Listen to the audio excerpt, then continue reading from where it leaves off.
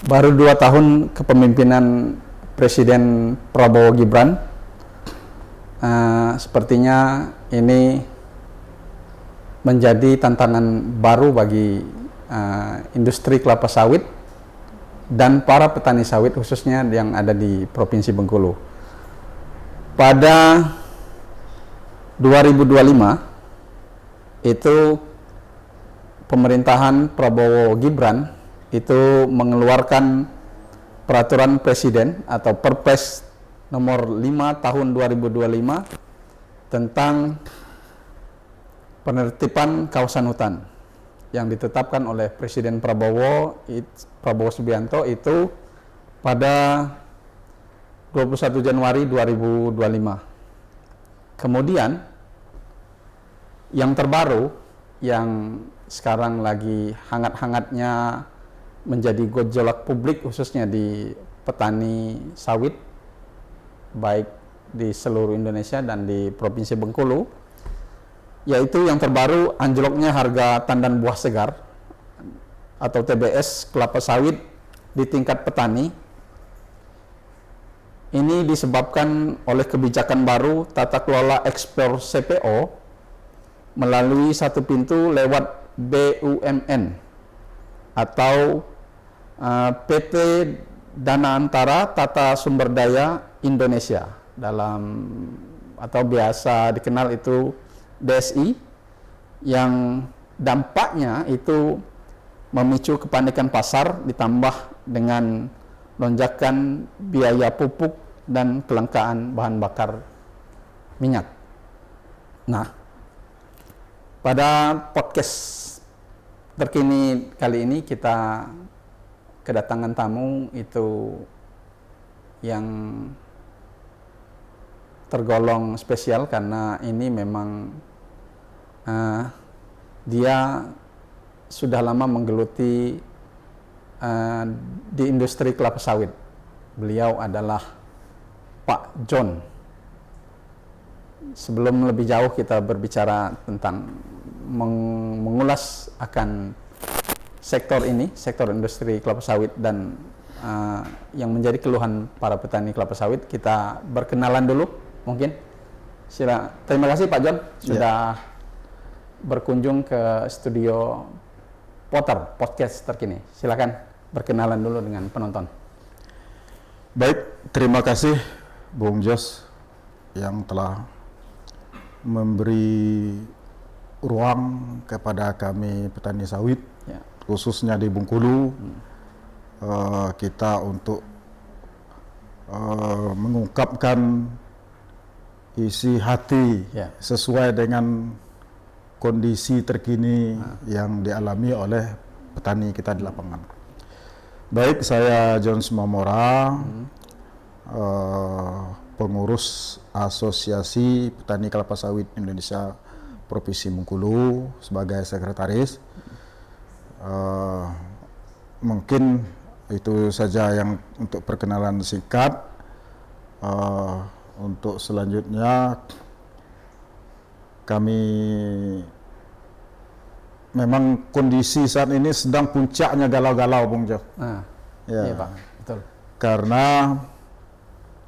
betul disampaikan yang diulas Bung Jos tadi, semenjak pidato Pak Prabowo udah hampir mau sepekan, itu tentang kebijakan ekspor satu pintu melalui BUMN.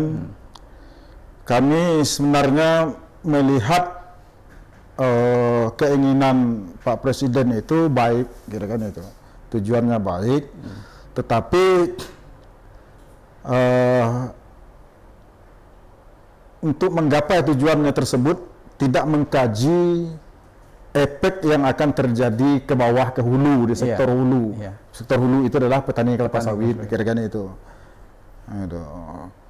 Sementara kebijakan yang direncanakan Pak Prabowo itu kan belum berlaku. Itu mungkin baru awal Juni. Awal Juni. Sementara di kondisi di lapangan itu sudah mulai panik. Itu harga oleh pengusaha untuk membeli buah petani itu turun drastis. Ya, sangat tidak manusiawi dengan kondisi sekarang, kira-kira itu. Jadi dengan kondisi seperti ini, ya kami sebenarnya atas nama seluruh petani, khususnya yang ada di Bengkulu, ya tidak tahu mau berbuat apa dengan kondisi seperti ini. Harapan kami dengan pemerintah dari pusat sampai ke daerah, ya, karena kami tahu harga CPO ekspor nasional, ekspor internasional itu masih tinggi, harga CPO. Kemudian akibat kebijakan Pak Presiden kemarin itu memunculkan kepanikan aja terhadap perkembangan CPO domestik dalam negeri, kira-kira itu, dan itu berpengaruh. Yang jadi korban utamanya adalah kami petani yang ada di bawah. Nah, itu. Jadi sekarang ini sampai hari ini kami melihat belum ada kebijakan dari pemerintah untuk memikirkan petani yang ada di sektor hulu, kira-kira itu. Nah, itu petani sawit. Bagaimana solusinya untuk harga sawit ini kembali stabil? Nah, itu. Jadi itu saja yang kami harapkan dari mungkin pihak pemerintah. Ya, kita tahu apalagi Gubernur Bengkulu ini Pak Helmi Hasan itu kan selalu untuk rakyat, bekerja untuk rakyat, bantu rakyat. Ya, bantu rakyat. Nah, saat inilah kalau mau bantu rakyat, kira-kira itu. Nah, itu. Mungkin itu saja, Bung Jos. Pak, bisa diceritakan sedikit nggak Pak, apa sebenarnya kondisi di lapangan sendiri, khususnya di petani sawit itu sendiri sampai dengan hari ini sih angka TBS, harga TBS di tingkat pengepul itu di kisaran berapa sih Pak? Ya, kalau kami melihat dari ujung muku-muku sampai kaur, itu bervariasi. Sekarang kan harga di tingkat TBS itu rata-rata di antara 2.000 atau 2.100 harga sekarang. Nah, itu. Kalau untuk sampai ke PKS itu kan itu ada pengepul lagi di bawah yang RAM itu ya jelas di bawah 2.000. Ada sekarang itu 1.700. Nah, itu. Di Bengkulu Selatan ada yang 1.500, kira-kira itu. Di tingkat RAM. Iya, tingkat itu. Kondisi petani kami sekarang yang ada di lapangan ini ya dalam kondisi sangat terpaksa sebenarnya kalau mereka itu panen, kira-kira itu. Tidak ada lagi yang mau dijual, kira-kira itu. Karena ada kebutuhan mendasar yang tidak ada tawar-menawar, kira-kira itu. Ya, mereka untuk hidup, biaya untuk sekolah itu kan anak, kira-kira tidak bisa ditawar itu. Kemudian petani-petani kita yang ada di lapangan itu, kalau mereka sudah mengelola sesuai aturan dan prosedur terhadap kebun mereka itu, dia sudah pasti ada kredit banknya, kira-kira itu. Ya, pihak perbankan tidak mau tahu mau sawit mahal, mau apa, mau murah, ada mau tahu, yang penting setoran tiap bulan harus bayar kan itu. Nah, itu bagaimana solusinya? Nah, itu kira-kira itu. Itu saja yang soal kita bicara pupuk. Kalau pupuk memang udah mahal, pas harga masih stabil 3.000 kemarin kan memang udah luar biasa mahalnya kan, kira-kira itu. Apalagi ditambah sekarang mencekik leher, kira-kira itu, kira-kira kondisi itu. Pak, bisa digambarkan nggak perbandingan antara harga sebelum adanya sampaian dari Pak Presiden Prabowo Subianto atau sambutan beberapa minggu yang lalu dengan kondisi setelah dia menyampaikan sambutan, perbandingan harganya? Ya, perbandingan harganya kita kemarin masih sebelum pidato Pak Presiden sebelum tanggal 20/19 itu kan itu masih di angka di pabrik itu masih 3.000, ada 3.100, 3.200. Nah, kalau sekarang ini kan kita lihat sendiri, ya penurunannya kan drastis, dan ada penurunan pertama 2.250, sudah itu 500, ada yang 600, yang terakhir 100, sudah 900-an. Itu penurunan harga itu untuk di Bengkulu. Nah, itu di pihak pengusaha, kira-kira itu. Nah, itu Bung Jal. Pak, ini penurunan harga ini memang cuma di Provinsi Bengkulu aja, apa memang merata di seluruh Indonesia? Atau Ya. informasinya seperti apa sih? Ya. Karena kami ini kan selalu rapat, hampir tiap hari diskusi melalui Zoom, kira-kira itu. Dengan kawan-kawan seluruh Indonesia, dengan kawan-kawan DPP. Iya. Kemarin BPP ke kementerian menyampaikan ini juga kan. Jadi kondisinya semuanya sama seperti kita di Bengkulu ini. Nah, itu. Nah, jadi nampaknya pengaruh kebijakan ini memang harus serentak ditangani, kira-kira itu. Nah, cuman masalahnya kita kan sudah tahu bahwa harga CPO itu berpengaruh dengan harga yang TBS kita. Iya. Kalau CPO naik selama ini kan, tentu harga TBS tani naik, kan naik. Itu logikanya, kira-kira itu. Nah, yang kita lihat sekarang ini kan harga CPO ekspor itu tidak turun, masih tetap tinggi dan peminatnya banyak CPO kita, kira-kira itu. Nah, jadi sekarang ini memang ya semua stakeholder memang harus memberi ini sebenarnya kan untuk ya di mana siapa yang salah kita tidak tahu, tapi yang jelasnya kami meminta itu kepada pihak pemerintah yang pengatur kebijakan, kira-kira itu ya dia bisa menegur pihak pengusaha, kira-kira itu.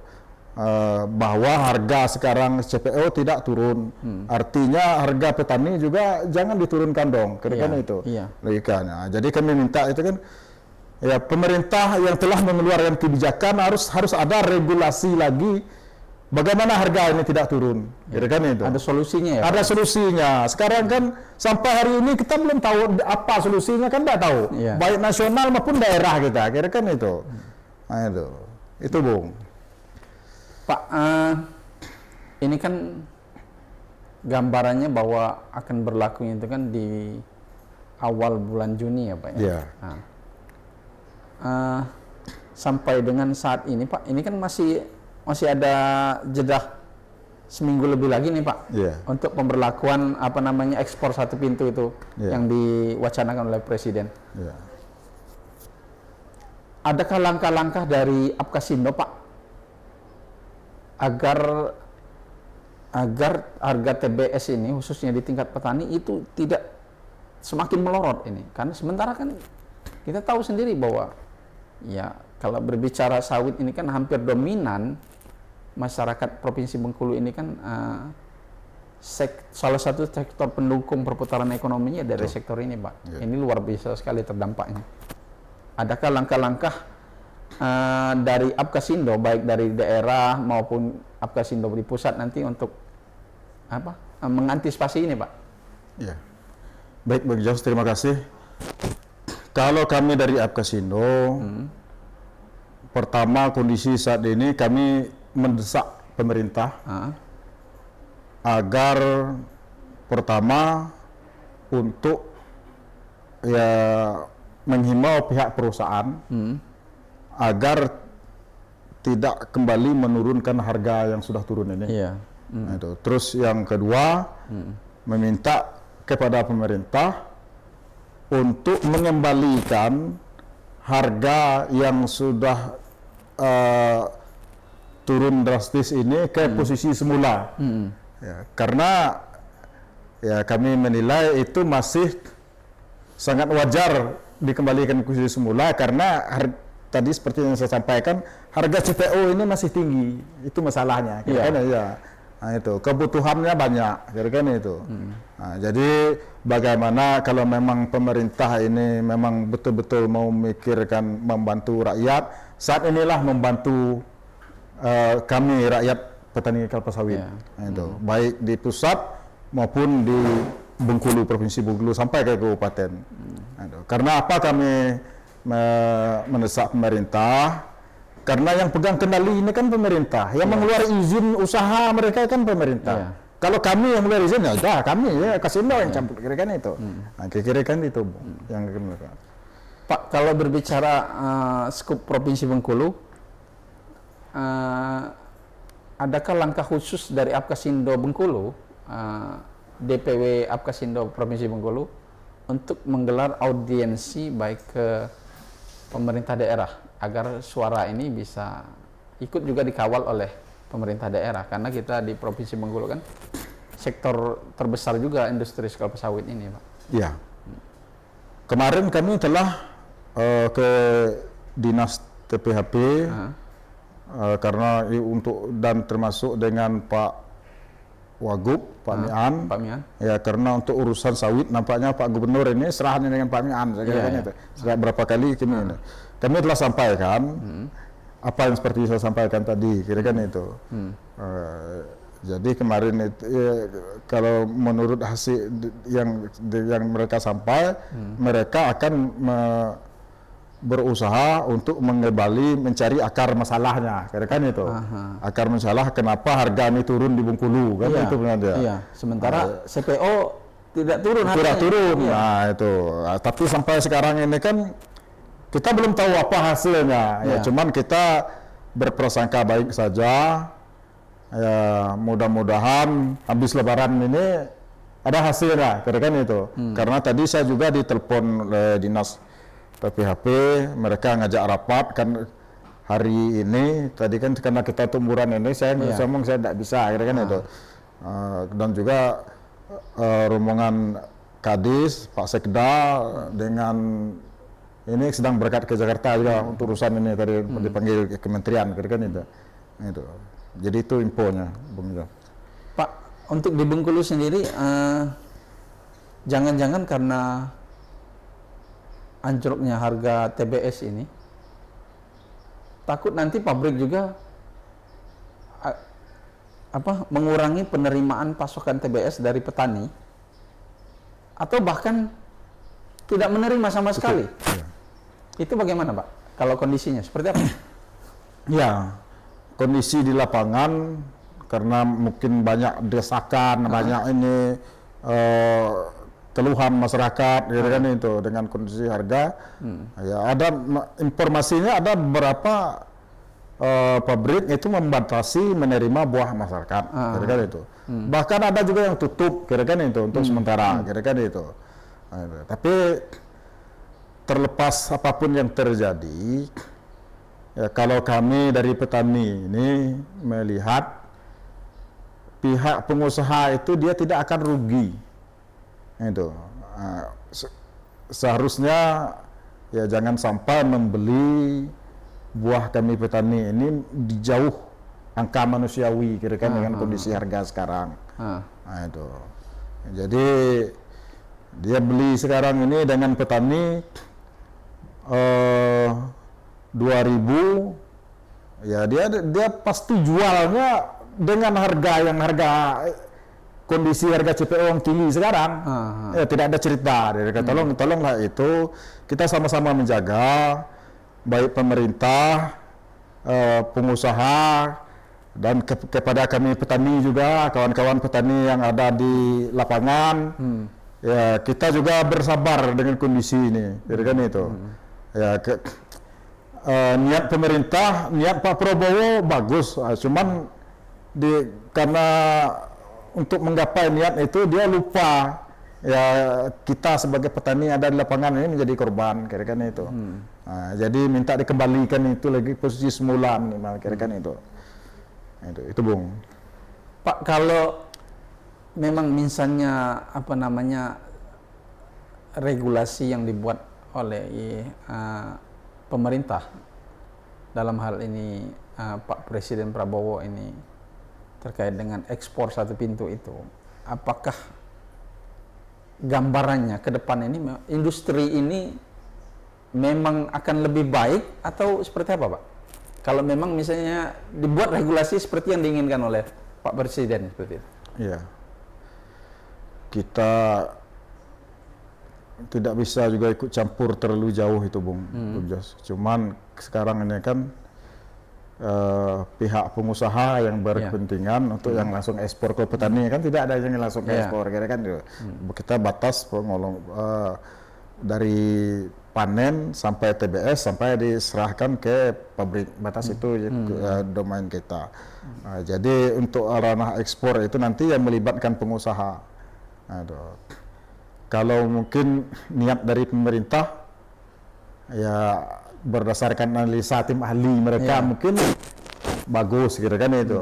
Cuman bagaimana pengaturannya ke depan, selagi kita ekspor ini lancar ini itu aja kita banyak kendala, kira-kira apalagi kita satu pintu. Ya kita khawatir kan nanti perjalanannya lamban, pergerakannya lamban, kira-kira itu dikhawatirkan. Jadi yang mau membeli CPO kita itu beralih, kira-kira itu karena beralih ke negara lain, kira-kira juga itu berpengaruh lebih buruk lagi ke petani nanti ke bawah. Kira-kira harganya akhirnya harga CPO kita turun lagi, berpengaruh lagi ke petani kita di bawah, kira-kira itu. Seperti dulu presiden sebelumnya ya Pak? Iya, Pak Jokowi dulu kan itu. Iya. Itu juga menghentikan ekspor ya Pak ya? Iya. Pak, sekarang itu kan petani itu kan Pak luar biasa bebannya sekarang itu. Iya. Harga anjlok, harga pupuk mahal. Sementara kebutuhan itu sekarang itu kan mahal Pak. Iya. Kebutuhan baik sandang pangan segala macam itu sekarang mahal. Adakah banyak masukan dari petani ke Apkasindo Pak terkait dengan kondisi yang memang sekarang ibarat itu sudah jatuh, ini tertimpa tangga pula ini. Iya. Sampai hari ini masukan desakan itu sangat banyak sebenarnya kan, dari ujung sampai ini kan, baik secara langsung maupun tidak secara langsung, kira-kira itu mendesak kita untuk bergerak kepada mendesak pemerintah. Ya kita sebenarnya kita juga mempertimbangkan, kira-kira itu. Satu sisi kita mempertimbangkan petani yang sedang sakit kondisinya. Ya, satu sisi niat pemerintah ini juga tidak jelek sebenarnya kan. Itu.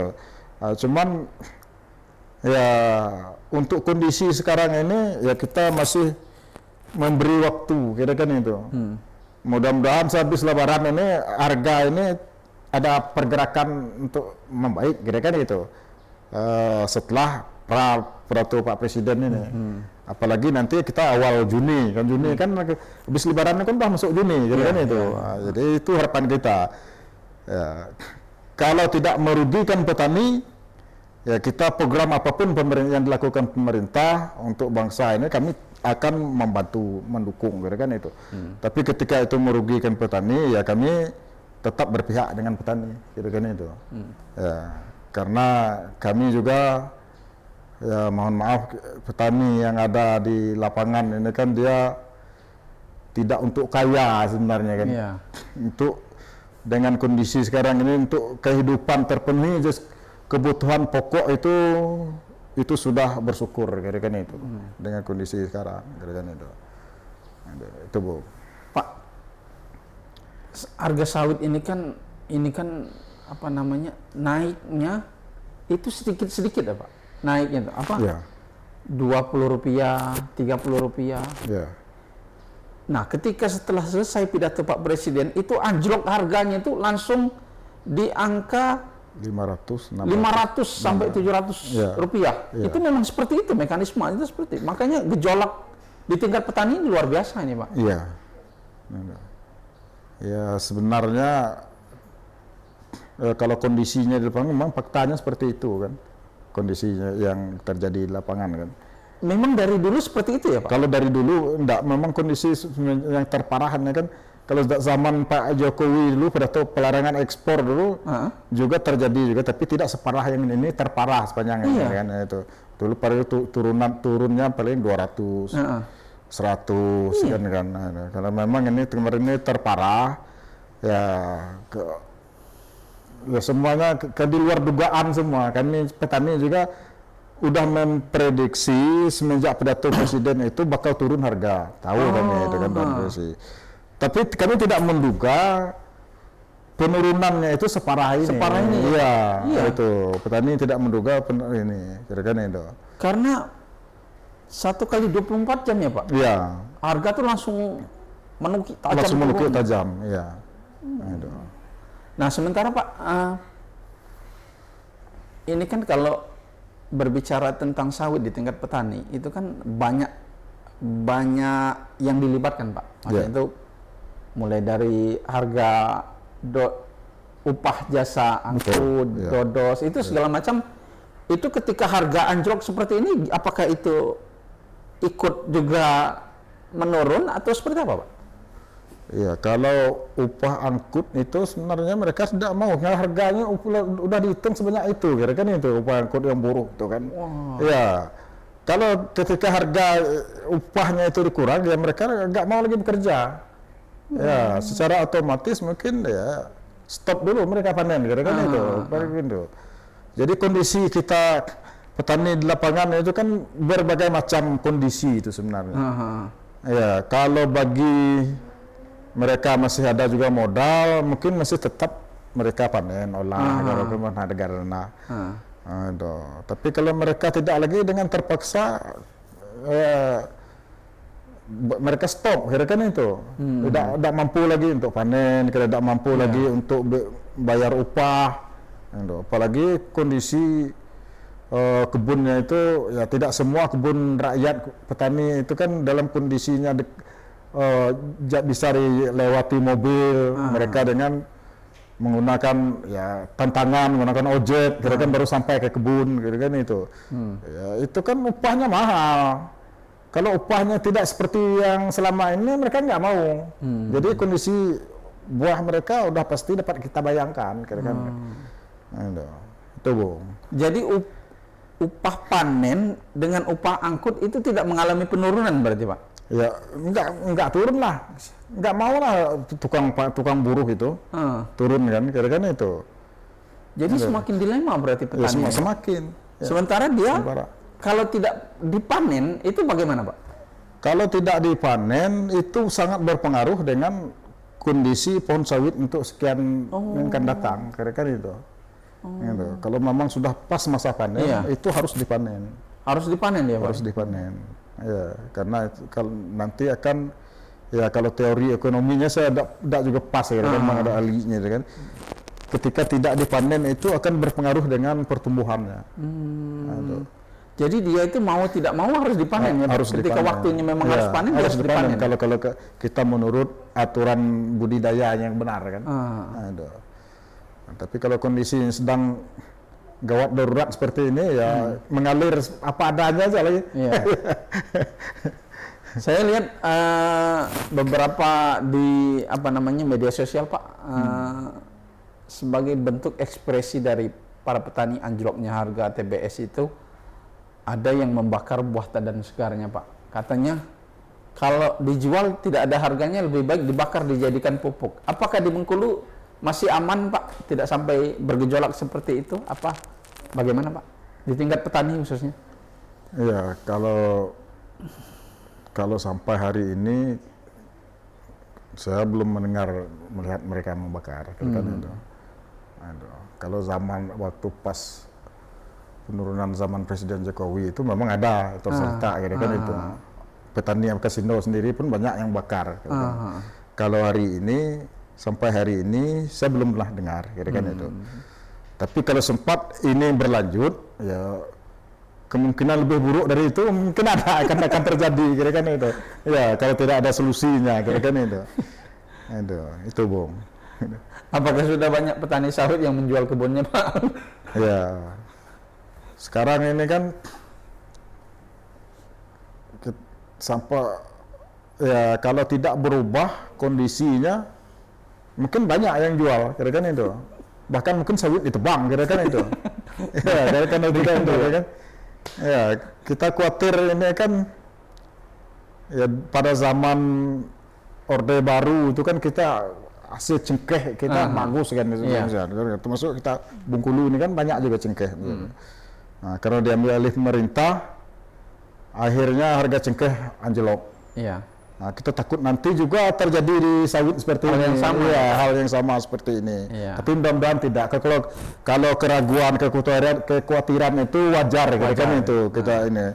Ya, mudah-mudahan pemerintah bisa mengatasinya. Iya. Cuman kami sekarang masih wait and see, ya masih berprasangka baik dengan pemerintah, tapi jangan terlalu lama melihat kondisi kami petani terpuruk di lapangan ini. Jadi kan itu mohon segera cari solusi, kembalikan harga ini seperti semula.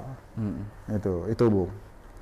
Pak, kalau kita berbicara Apkasindo di Provinsi Bengkulu ini sendiri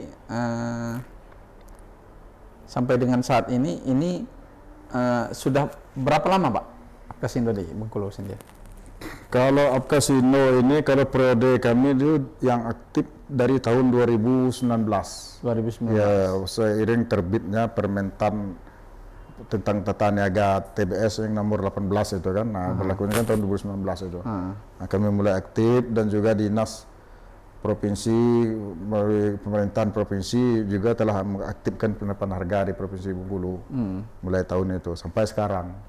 Jadi Apkasindo ini selalu dilibatkan dalam setiap penetapan harga TBS di Provinsi Bengkulu, seperti itu Pak? Iya, kita sudah ditetapkan oleh gubernur sebagai salah satu tim ya? penetapan harga dan satgas penetapan harga TBS provinsi. Berarti termasuk ketika misalnya harga sudah ditetapkan, untuk melakukan pemantauan di lapangan itu Apkasindo juga dilibatkan, Pak? Atau Ya, Apkasindo juga dilibatkan. Nah, cuman kendalanya kan ya kami sebenarnya selalu menyuarakan dengan kondisi seperti ini sebenarnya. Ya, tim satgas yang di SK-kan oleh gubernur itu ya harus turun ke lapangan, ke semua perusahaan, lihat kondisinya, kira-kira kan itu. Penyebabnya apa, kira-kira kan itu. Sampai hari ini gubernur tidak ada memberi perintah kan itu dengan tim satgas itu. Ya, karena kami berani ngomong seperti itu karena kami bagian dari tim satgas, kan? Kami tidak tahu. Sementara mereka waktu rapat dia akan mencari penyebab penurunan harga ini. Ya, makanya kami tanda tanya juga pola apa yang mereka pihak pemerintah lakukan untuk mencari penyebabnya, kan itu. Itu aja sampai saat ini. Tapi mudah-mudahan ya Pak Gubernur dengan dinas terkait, termasuk Bupati Kabupaten Daerah Penghasil Sawit, segera untuk menemukan jalan keluar terhadap harga TBS kita di Provinsi Bengkulu saat ini. Itu aja harapan sebenarnya, kira-kira itu. Ya, cuman kami dari Apkasindo ya di samping kami berprasangka baik, mendukung kebijakan yang baik, tapi kami ada juga batasnya. Jangan terlalu lama berlarut menimpa petani kita yang ada di lapangan. Itu Bung Jo. Pak Apkasindo sendiri untuk saat ini sendiri Pak, di setiap kabupaten itu apakah sudah terbentuk atau sudah? Ya, daerah penghasil sawit kita Provinsi Bengkulu ini kan ada 6 kabupaten.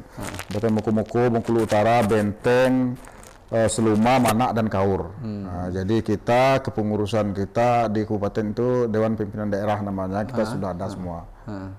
Sudah pengurusan kita sudah ada semua di tiap daerah penghasil sawit kira-kira. Kalau untuk di provinsi sendiri, di Bengkulu sendiri, Apkasindo sekretariatnya di mana Pak? Kita untuk sementara di Jalan Kapuas. Kalau misalnya adakah mekanisme khusus untuk jika seandainya ingin bergabung di Apkasindo, yang regulasinya apa yang harus dilalui gitu Pak? Ya, yang jelas petani sawit. Oh, harus petani sawit, punya kebun sawit. Ya, dia petani sawit, kemudian pemerhati sawit, kira-kira itu. Kalau dia petani karet kan nggak nyambung di cerita kita, kira-kira itu. Itu aja Bung, sederhana aja. Jadi dia harus punya kebun sawit, itu yang pertama. Iya, dia punya kebun sawit karena nanti kita satu bahasa untuk apa yang kita bicarakan dan diskusikan. Apa yang ingin disuarakan ya Pak? Ya, kalau tidak ada punya kebun sawit atau juga tidak ada keluarganya, kita nanti ya bisa juga, cuman nanti banyak hal yang mungkin kurang nyambung dengan kita nanti, kan itu. Ya. Pak, kalau balik lagi terkait dengan apa namanya harga tadi Pak, untuk di Provinsi Bengkulu sendiri, dari sekian daerah penghasil sawit itu di kabupaten itu, yang masih dominan termasuk tinggi itu di kabupaten mana Pak? Ya, nggak ada yang tinggi sih. Harganya 2.000 itu aja, 2.100 tentunya ya. 2.100 itu di pabrik. Iya, iya.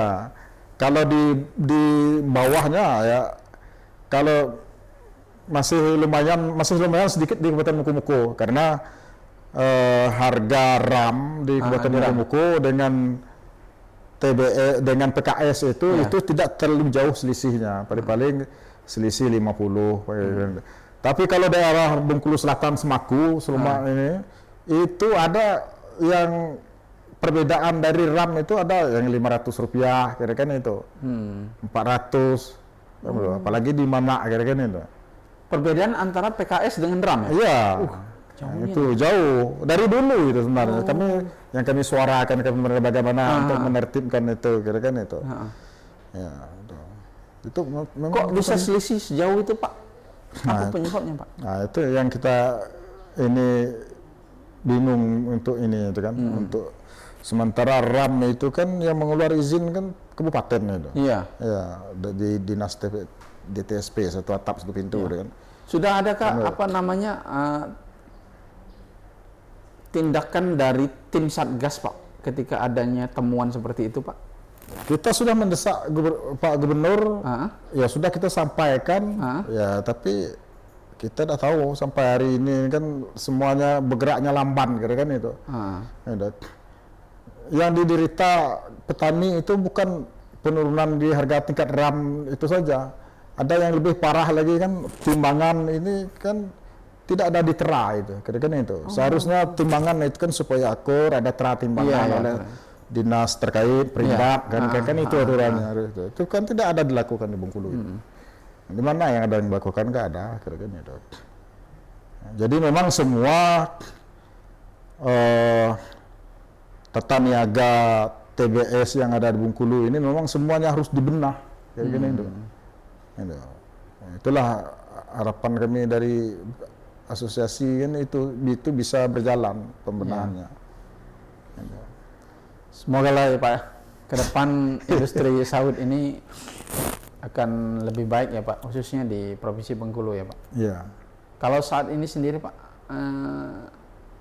tahu nggak Pak, apa namanya estimasi besaran sektor industri sawit di Bengkulu ini? Berapa persentasenya Pak? Persentase kita untuk sawit itu terbesar. Lebih 60%, bawah itu baru karet, kira-kira itu baru kopi. Jadi sektor sawit di Provinsi Bengkulu ini memang termasuk penggerak utama lokomotif ekonomi, kira-kira itu. Jadi tidak ada alasan lagi pemerintah sebenarnya kan untuk tidak memperhatikan di sektor ini, kira-kira itu. Karena bisa di sektor sawit bisa menambah pendapatan daerah melalui dana DBH hasil sawit, kan itu. Dana bagi hasil ya Pak? Dana bagi hasil, nah itu. Ya, pemerintah itu harus menjadi fokus utama untuk memperhatikan di sektor ini. Iya, di sektor sawit. Iya, karena itu sangat ya menambah untuk pendapatan daerah. Nah itu. Ya, karena memang Provinsi Bengkulu ini ya Pak ya, khususnya apa namanya sektor-sektor penghasil sawit itu ketika harga sawit anjlok itu semuanya terasa sekali berimbasnya Pak. Iya.